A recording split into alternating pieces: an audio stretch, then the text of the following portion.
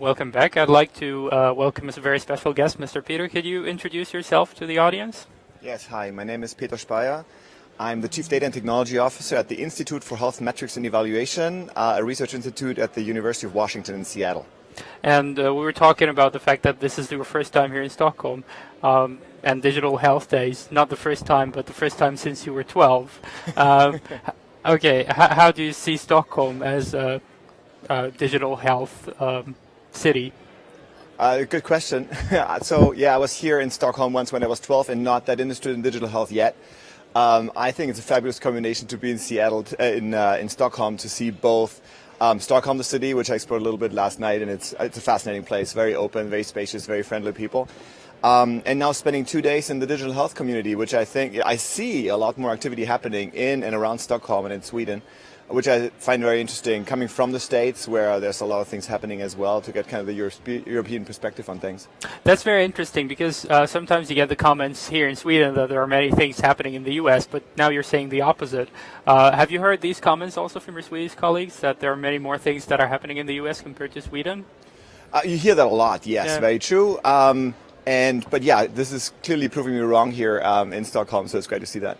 Yeah, good to hear that. So what were your expectations when you joined the conference here, and how do you find the expectations so far?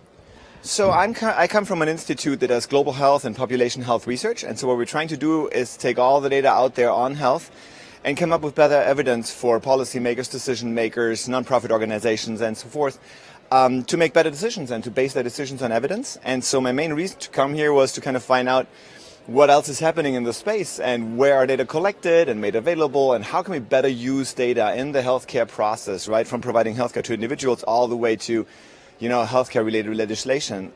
And I really enjoy this conference for several reasons. One is certainly that there's folks here from all walks of life, right? I've met people from venture capital, from pharma companies, from health insurances. I've met a couple doctors, and so it's a very diverse mix of people, so you get very different perspectives on digital health, and most interestingly for me, kind of how is data kind of working through this process. So yeah, it's very fascinating. So what is the take-home lesson for you from this conference, if there is any?